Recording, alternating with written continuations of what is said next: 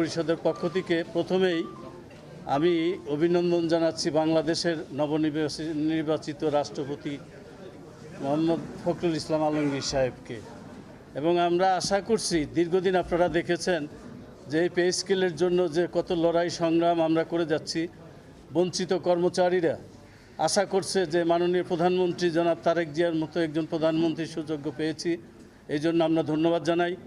আমি জানি তিনি যা বলেন তা করেন, তবে আমাদের বিষয়টি নিয়ে একটি চক্রান্ত মহল চক্রান্ত করছে, আমাদের এই পে স্কেলটা তাড়াতাড়ি যেন না হয়।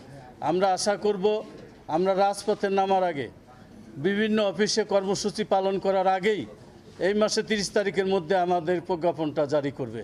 এটা আমাদের প্রধানমন্ত্রীর কাছে আহ্বান এবং প্রধানমন্ত্রীর কাছে আরও প্রত্যাশা আমাদের।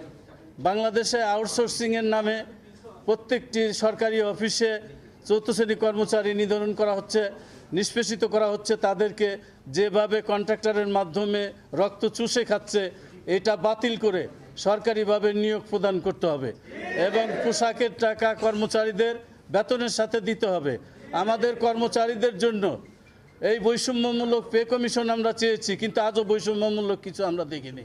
আমরা চাই মাননীয় প্রধানমন্ত্রী আমাদের 11 থেকে 20 গ্রেড কর্মচারীদের জন্য রেশনিক ব্যবস্থাটা চালু করবেন এবং আমাদের দাবিগুলো বিবেচনা করবেন। সচিবালয়ের ন্যায় সমস্ত অধিদপ্তরে কর্মচারীদের পদবি পরিবর্তন করবেন, যা করে গেছেন মাননীয় সাবেক প্রধানমন্ত্রী বেগম খালেদা জিয়া, 3 বারের প্রধানমন্ত্রী।